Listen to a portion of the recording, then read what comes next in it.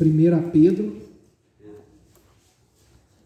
primeira epístola de Pedro, segundo capítulo, versos 9 e 10. Primeira epístola de Pedro, capítulo 2, versos 9 e 10.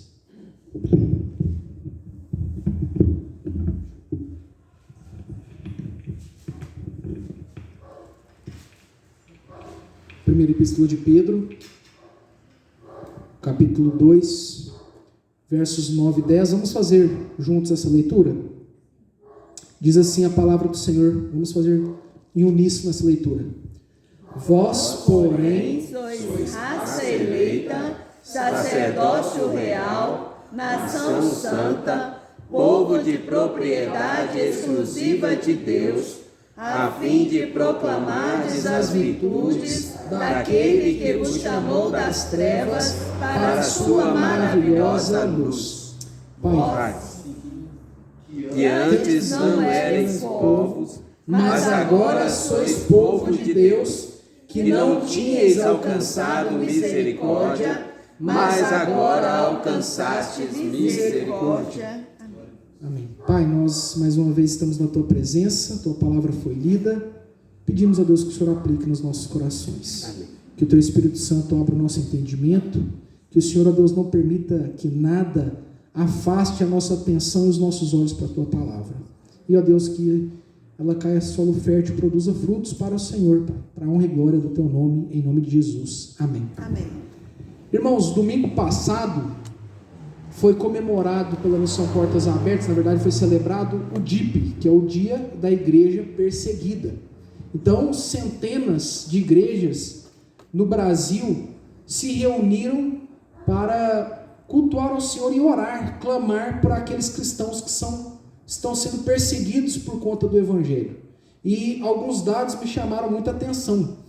Hoje, dado de 2022, há mais de 360 milhões de cristãos que sofrem algum tipo de oposição por conta da sua fé em Cristo Jesus. Mais de 360 milhões. E é interessante que como que alguém se enquadra como um cristão perseguido? Quando eles têm os direitos negados por escolherem seguir a Cristo, então eles sofrem alguma hostilidade, seja na esfera familiar, seja na comunidade, seja na sua vida privada, seja na sua nação. Isso faz com que ele se enquadre como um cristão perseguido. E outro dado que me deixou que eu achei interessante, que eu não sabia, é que o continente africano é responsável pelo maior número de mortes. De acordo com o dado de 2021, está lá no site do Portas Abertas, a África ela chegou a 91% do total de mortes dos cristãos perseguidos. Além de ser uma surpresa para mim, a África como continente com mais mortes, ainda mais com 91%. E o oeste africano, principalmente, é a parte da África onde há mais mortes, por isso que o tema foi Nigéria e o oeste africano, por conta que na Nigéria é onde há mais mortes de cristãos sendo perseguidos. Mas por que falar sobre cristãos perseguidos? Porque essa carta o apóstolo Pedro estava escrevendo para cristãos que estavam sendo perseguidos pela sua fé em Cristo Jesus. Eles haviam crido em Cristo Jesus e eles estavam espalhados por 5 províncias romanas, que hoje na região onde se encontra a Turquia, e aqueles crentes estavam sofrendo perseguição, eles estavam sofrendo opressão por sua fé em Cristo Jesus, eles eram perseguidos pelos seus patrões. A gente vai ver no decorrer da carta que Pedro vai instruir eles a manterem firmes, a serem fiéis aos seus patrões. Eles vão dizer que se eles estão sofrendo pelo testemunho de Cristo, que eles são bem-aventurados. Eles são caluniados verbalmente. E esse é o contexto de toda a carta de 1 Pedro. Por que é importante nós entendermos esse contexto de perseguição? Porque os versos que nós lemos são versos onde nós vemos o privilégio de ser crente em Cristo Jesus. Nós vemos o status que aqueles crentes e nós, quando nós cremos em Cristo Jesus, nós temos. A identidade que nós temos. Mas Fato é que aqueles cristãos estavam sendo encorajados e fortalecidos em meio à perseguição. E talvez os irmãos podem pensar, mas graças a Deus o Brasil nós não temos perseguição. Talvez a gente não tenha ainda uma perseguição a ponto de corrermos risco de vida, mas de fato nós já somos perseguidos. Basta numa roda de amigos você falar que você às vezes é contra o aborto, que você é contra o sexo antes do casamento, que você insiste que o casamento tem que ser um só para o resto da vida, que você abre mão das coisas ilícitas desse mundo, que você é honesto, que você paga os seus impostos. Ali você rapidamente vai ver pessoas olhando atravessado para você, achando que você se acha melhor que os outros, entre outras coisas. Se você, quem faz faculdade ou estuda, se você não cola hoje, você já também é tido ali também como excluído, porque se acha superior. Enfim, nós sofremos perseguições, mas de uma outra forma. E eu não me arrisco a dizer que talvez na nossa própria geração, talvez a gente vai poder sofrer perseguições até mais severas, né? Tendo em vista como que as coisas têm acontecido no nosso mundo, né? Questão homossexualismo, se a gente defende o casamento heterossexual, hoje muitas vezes nós somos oprimidos. Questão do aborto, como eu já falei, então, de fato, nós somos também perseguidos. Mas essa palavra, irmãos, é uma palavra de consolo para aqueles cristãos e uma palavra de consolo para nós. Quando a gente olha em específico esse capítulo 2, esse contexto mais próximo da carta, Pedro ele vai descrever aos leitores e vão compreender a grande e distintiva honra da qual usufruem aqueles crentes em Cristo Jesus. Nós vamos ver que aqueles que são crentes em Cristo Jesus, aqueles que creem em Jesus como a pedra angular, eles são raça eleita, sacerdócio real, nação santa, povo de propriedade exclusiva de Deus. Mas aqueles a quem rejeitam a pedra angular, aqueles que rejeitam a Cristo Jesus, verso 8 vai dizer, Jesus é para eles pedra de tropeço, é rocha de ofensa. São esses os que tropeçam na palavra, sendo desobedientes para o que também foram postos. E aqueles que rejeitam a Cristo, como nós já falamos na liturgia hoje, o caminho é o inferno. O caminho é um inferno eterno, é a ira de Deus eternamente sobre eles. Mas, irmãos, Pedro encoraja aqueles discípulos de Cristo Jesus. Encoraja eles na nova identidade que agora eles têm em Cristo Jesus. E essa também é uma identidade nossa como igreja hoje. Nós temos uma nova identidade quando nós cremos em Cristo Jesus.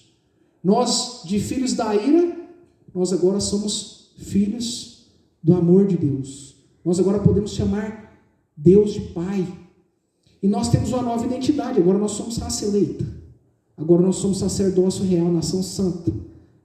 Nós somos propriedade exclusiva de Deus, mas para um propósito, a fim de proclamar as virtudes daquele que nos tirou das trevas e nos levou para a maravilhosa luz. Irmãos, aqui nós vemos 4 características da identidade do cristão. 4 características da identidade do cristão. A primeira característica que nós vemos é que a igreja, o cristão, ele é raça eleita. O verso 9 começa, vós, porém, sois raça eleita. E vai falar o propósito, a fim de proclamar as virtudes daquele que vos chamou das trevas para a maravilhosa luz.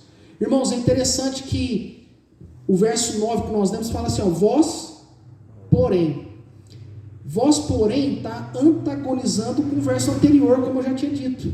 O verso anterior vai falar assim, aqueles que rejeitam a pedra angular, ele é pedra de tropeço, Cristo Jesus é pedra de tropeço e o caminho deles é perdição, é o inferno eterno.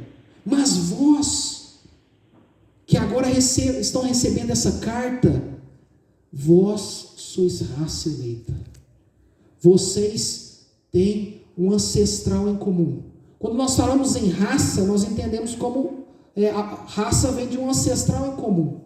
O povo judeu, eles tinham Abraão como o seu ancestral. Por isso nós vamos ver em várias partes das escrituras, onde eles vão falar assim, o pai Abraão, assim como o pai abriu esse poço, Então eles tinham Abraão como seu ancestral. E nós agora, Pedro está dizendo, olha, agora vocês têm um ancestral comum que é Cristo Jesus. Agora em Cristo Jesus, você que crê em Cristo Jesus, você que entrega a sua vida a Ele, você pode chamar Deus de Pai. Você tem um ancestral em comum.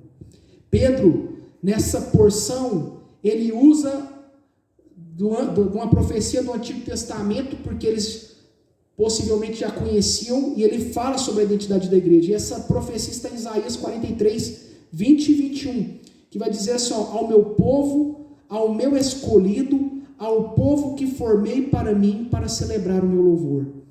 Então eles entendem essa profecia como se cumprindo em Cristo Jesus. Agora eles são povo de Deus, raça eleita.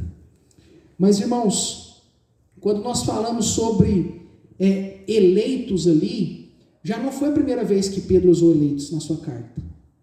Já no começo da carta, ele vai dizer no capítulo 1, já que aos eleitos da dispersão. E aqui, irmãos, nós podemos entender, como nós, na nossa liturgia, nós já falamos que nós somos predestinados, nós somos eleitos desde antes da fundação do mundo. Então, quando aqueles crentes estavam recebendo essa palavra, vocês são raça eleita, eles já estavam, e nós precisamos também ter isso em mente, nós somos eleitos antes da fundação do mundo. Nós podemos passar por lutas, podemos passar por perseguições, mas lembrem-se que vocês são povo de Deus, eleitos desde antes da fundação do mundo. E irmãos, nós precisamos entender que nós somos eleitos mediante o sacrifício de Cristo Jesus.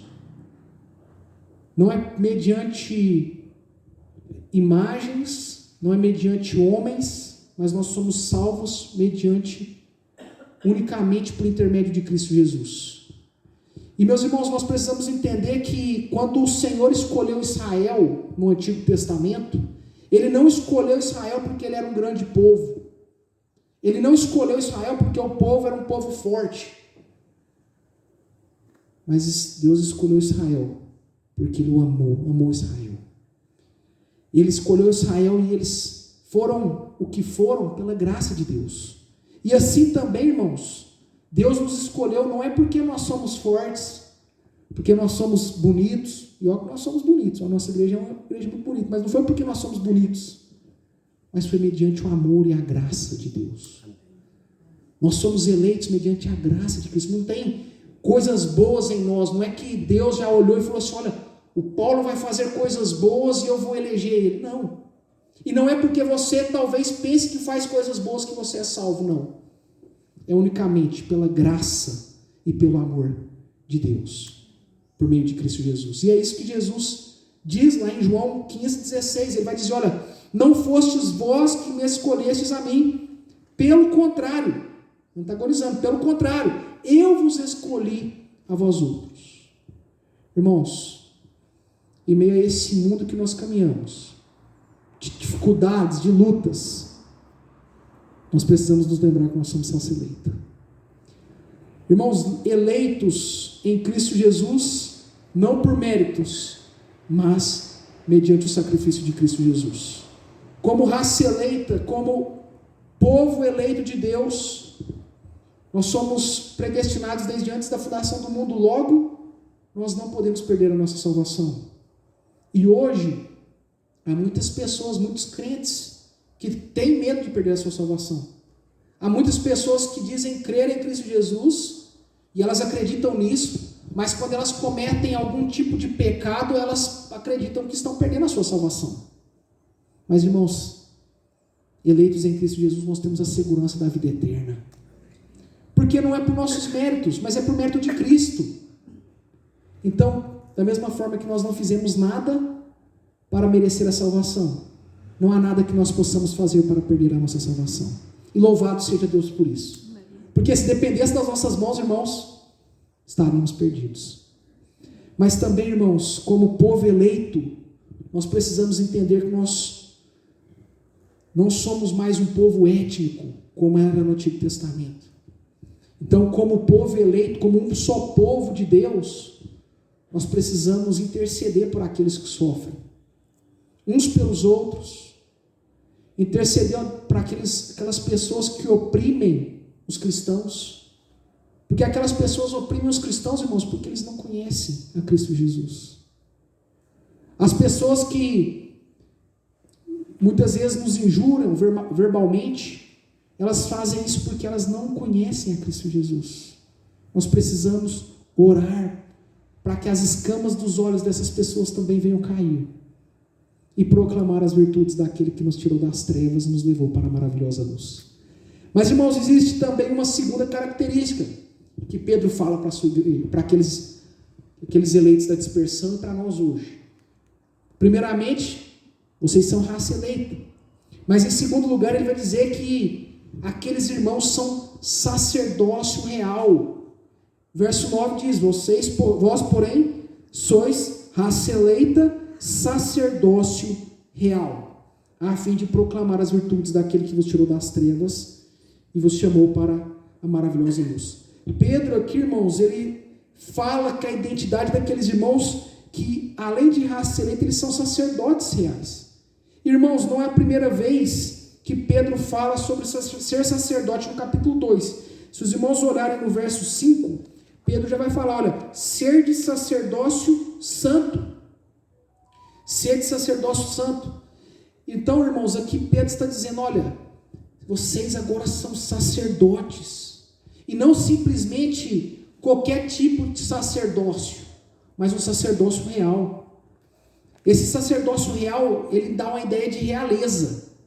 E a gente estuda isso na teologia bíblica, porque o reino, existe um reino e existe um rei.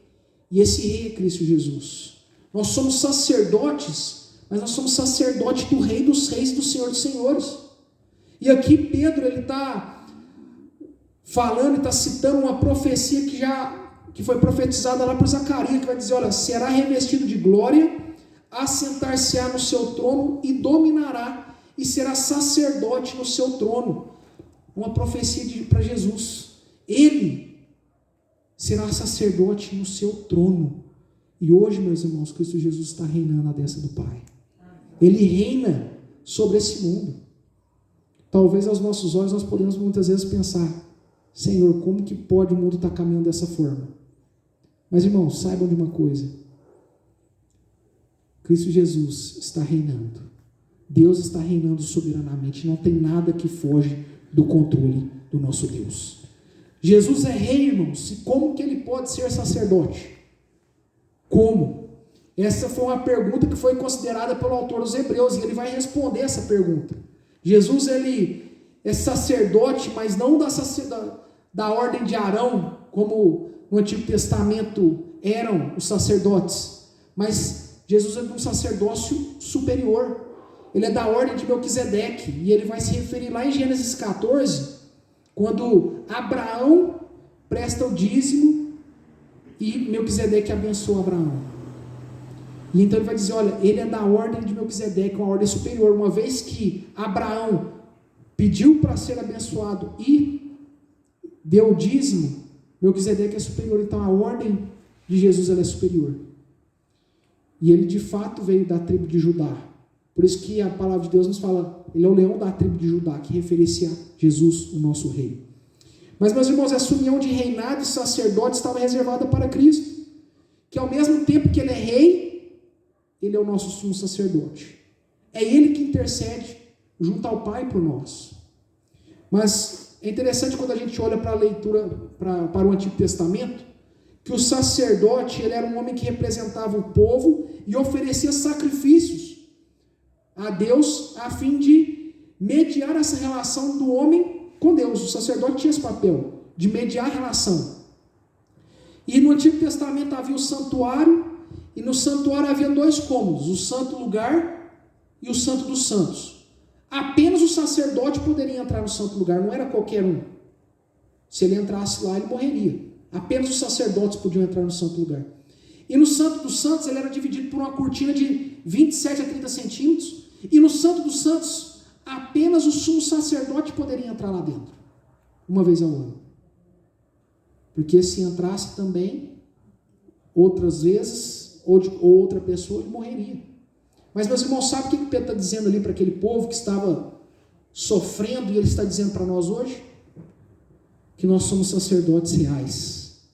Se no Antigo Testamento eles não tinham o privilégio de chegar à presença de Deus, hoje nós temos o privilégio de poder chegar na presença de Deus, aonde nós estivermos, no momento em que nós desejarmos, irmãos. Isso é uma palavra de consolo para aquele povo, mas também uma palavra que nós muitas vezes, porque nós já nascemos nesse tempo, nós muitas vezes não pensamos o privilégio que nós temos de sermos sacerdotes reais. Imagina você precisar que alguém mediasse a sua relação com Deus, você não poder chegar na presença de Deus, mas agora por intermédio de Cristo Jesus, que morreu na cruz pelos nossos pecados, Ele como nosso sumo sacerdote, lá em Mateus capítulo 27, 50 e 51, quando vai narrar a morte de Cristo, vai dizer que Jesus, clamando outra vez com grande voz, entregou o Espírito, e eis que o véu do santuário se rasgou em duas partes, de alto a baixo. De alto a baixo, ou seja, divino, poder divino, não é poder humano. De alto a baixo se rasgou. Meus irmãos, não há mais separação entre nós e Deus. Não há mais separação entre nós e o Senhor Deus. Nós podemos nos achegar à presença de Deus por intermédio de Cristo Jesus. Então, meus irmãos, nós temos o privilégio. O autor aos Hebreus vai dizer isso. Lá em Hebreus 10 vai dizer: olha, tendo, pois, irmãos, intrepidez para entrar no Santo dos Santos, pelo sangue de Jesus, pelo novo e vivo caminho que Ele nos consagrou pelo véu, isto é, pela sua carne, e tendo grande sacerdote sobre a casa de Deus, aproximemo-nos com sincero coração, em plena certeza de fé, tendo o coração purificado de má consciência e lavado o corpo com água pura. Irmãos, agora nós podemos nos achegar à presença de Deus, quando nós desejarmos, por meio de Cristo Jesus. Mas, irmãos, é interessante que, como eu disse, apenas um único mediador entre nós e Deus, e é Cristo Jesus. Paulo vai dizer isso a Timóteo, na sua primeira epístola a Timóteo 2,5, vai dizer: olha, portanto há um só Deus e há um só mediador entre Deus e os homens, Cristo Jesus, homem. É importante nós dizermos isso porque há muitas igrejas que eles acham que seu líder, eles têm poderes especiais. Mas, irmãos, há um único mediador, e é Cristo Jesus. E muitas vezes também nós pensamos que tem pessoas, podemos pensar, e tem pessoas que pensam que há algumas pessoas que têm mais poder de oração. Já viu aquelas pessoas que falam assim: olha, eu vou pedir para fulano orar, porque ela é uma mulher de oração. Ou muitas pessoas falam assim: se talvez a gente fizesse uma fila aqui e falasse assim: olha, o pastor vai orar por vocês, ou outra pessoa vai orar, talvez nós iríamos buscar o pastor. Mas, irmãos, nós como sacerdotes reais, todos nós podemos achegar à presença de Deus.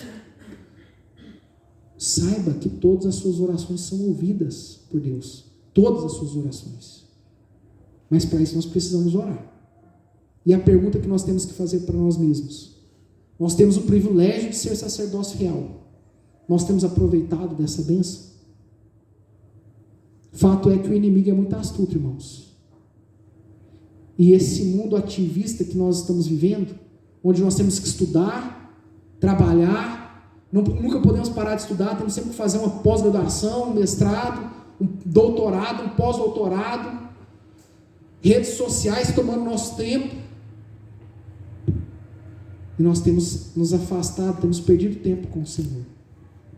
Quanto tempo do nosso dia nós temos passado na presença de Deus? É uma pergunta que nós temos que nos fazer. Nós temos esse privilégio, irmãos, de sermos sacerdotes reais. Quando eu estava no estágio da PMT para ir para o campo missionário, o pastor Zé João, ele era pastor dos missionários, e ele me perguntou lá, falou assim: Paulo, quanto tempo você ora por dia? Ah, irmãos, que vergonha que eu passei lá com o pastor José João. E ele falou assim: olha, se você quer servir ao Senhor, você precisa de passar tempo de oração. E assim somos nós, irmãos. Isso não é apenas para seminarista, para pastor, para presbítero, para professor de escola dominical, para todos nós. Precisamos passar tempo em oração ao Senhor. E somos sacerdotes do Rei e precisamos interceder pelos perdidos, irmãos. Nós temos esse privilégio de sermos sacerdotes reais, a fim de proclamar as virtudes daquele que nos tirou das trevas e nos levou para a maravilhosa luz. Então nós precisamos orar para aqueles que são perdidos, orar pelos nossos familiares não crentes, orar pelos povos não alcançados, orar uns pelos outros, como igreja una que nós somos, irmãos. Mas, irmãos, em terceiro lugar, uma terceira característica da identidade da igreja é que ela é nação santa. Vós, porém, sois raça eleita, sacerdócio real, nação santa. Mais uma vez, Pedro está lançando de uma fraseologia do Antigo Testamento. Lá em Êxodo 19:6, diz assim: vós sereis reino de sacerdotes e nação santa. Lá em Deuteronômio 7:6 vai dizer: porque tu és povo santo ao Senhor. Tu és povo santo ao Senhor teu Deus. O Senhor teu Deus te escolheu para que ele fosse o seu próprio povo de todos os povos que há sobre a terra. Irmãos, Pedro traz ali frases que aquele povo vai entender, que eles agora são nação santa. São frases, termos nacionais e políticos. Mas é interessante que ele usa um adjetivo ali. Vocês são nação, mas uma nação santa. Irmãos, aqui nós vemos que nação ela é formada por cidadãos que residem em determinado lugar. Como nós somos uma nação brasileira, nós temos que respeitar as nossas leis. Nós temos que viver conforme as regulamentações do nosso país. E nós, como cidadãos, como nação santa, nós precisamos seguir as características daquele que é santo, daquele que é nosso modelo, que é Cristo Jesus. Nós, como uma nação santa, nós somos uma nação separada. Nós somos separados de todo mundo para ser um povo de Deus. Por isso, irmãos, quando o Senhor nos resgatou, e essa santidade, esse separar que Deus nos tira do meio do mundo, nos faz com que a gente seja um povo separado desse mundo. Por isso que nós somos nação santa, nós somos sal, nós somos luz. Porque quando nós nos convertemos, quando o Senhor nos resgata do império das trevas e nos leva para o império do Filho do seu amor, todo o nosso ser ele muda. E para aqueles que não nasceram na igreja e se converteram mais velhos, como é o meu caso, nós percebemos muito claramente como era a sua vida antes de Cristo e a sua vida depois de Cristo. Eu me converti aos 17 anos e ao olhar para trás eu sei que o Paulo, antes de se converter, ele tinha um tipo de valor, mas agora os meus valores são diferentes. Eu tinha um tipo de linguajar, falava palavras de baixo calão, tranquilamente. Hoje eu tenho um outro linguajar. O meu jeito de viver era um jeito totalmente antropocêntrico, totalmente virado para mim, mas agora eu preciso de ter um outro modo de viver. Preciso de viver para a glória de Deus. Irmãos, como nação santa, isso aqui é só para exemplificar que nós precisamos refletir a Cristo onde nós vamos. Os valores nossos, irmãos, têm que ser diferentes dos valores do mundo. Enquanto o mundo está buscando riqueza, está buscando prazeres sexuais, prazer a todo custo, seja feliz a qualquer preço. Se a outra pessoa vai ficar triste para você ser feliz, não tem problema. Os nossos valores são diferentes, porque os nossos valores estão na palavra de Deus, está em Cristo Jesus, o nosso modelo. Pedro vai dizer isso na sua carta, vai dizer: olha, o modelo é Cristo Jesus. A palavra de Deus nos mostra isso, o modelo é Cristo. Os nossos valores têm que ser diferentes, irmãos. Nós somos nação santa, então nós precisamos. Então, irmãos, se nós temos uma empresa e os demais empresários sonegam o imposto, não emitem algumas notas fiscais, nós temos que ser diferentes. Se nós estamos estudando e todo mundo cola, nós temos que ser diferentes. Se está todo mundo dizendo aí, olha, se você quer entregar o seu corpo a qualquer pessoa, não tem problema, o importante é você ter prazer e ser feliz. Nosso valor tem que ser diferente. Nós temos que falar: não é assim. Meu corpo é santuário do Espírito Santo. Eu vivo para a glória de Deus. Nosso modelo é diferente, mas nosso modo de vida é diferente. Nós somos separados. Nós somos nação santa. Nosso linguajar, o nosso jeito de viver tudo é diferente. Irmãos, a pergunta que eu faço é: será que nós temos vivido de maneira como Cristo Jesus nos instrui? Como que nós temos vivido a nossa vida? É buscando as coisas desse mundo ou é buscando as coisas eternas? A palavra de Deus, Jesus vai dizer que nós não precisamos andar ansiosos por coisa alguma, não ficar preocupado com o que comer, com o que beber, com o que vestir, mas buscar em primeiro lugar o reino do céu e a sua justiça, e todas as outras coisas nos serão acrescentadas. Deus está dizendo para nós, e Jesus estava dizendo para os seus discípulos e para nós o seguinte: se preocupem em seguir a mim e o meu reino, e todas as outras coisas eu vou acrescentar a vocês. Porque o lírio se veste muito bem, e é Deus que dá o vestir das flores dos lírios. Os pássaros são alimentados, e quem dá de comer aos pássaros é o Senhor. Então, irmãos, a nós igualmente, se nós temos o que comer, o que vestir, o que beber, se nós temos um carro, se nós temos o que nós temos, não é por causa que unicamente da nossa força, mas são bênçãos de Deus sobre as nossas vidas. É Deus que tem nos dado tudo isso. Então que a gente venha ser nação santa, separada, buscar as coisas do alto, e todas as outras coisas nos serão acrescentadas. E nós seremos nação santa, separada.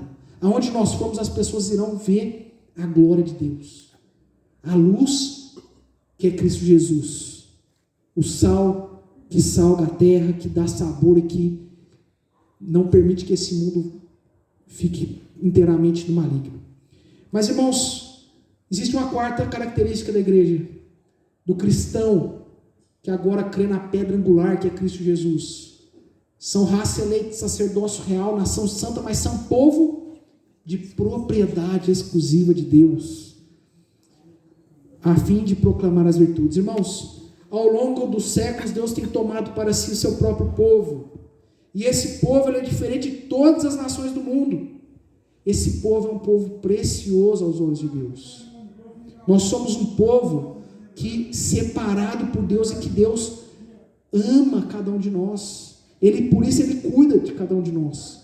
E nós, como povo de propriedade exclusiva de Deus, nós não somos um povo mais étnico, mais em questões de laços nacionais, mas agora nós somos um povo através do sangue de Cristo Jesus, pois Jesus nos pagou pelo alto preço, pelo sangue de Cristo Jesus.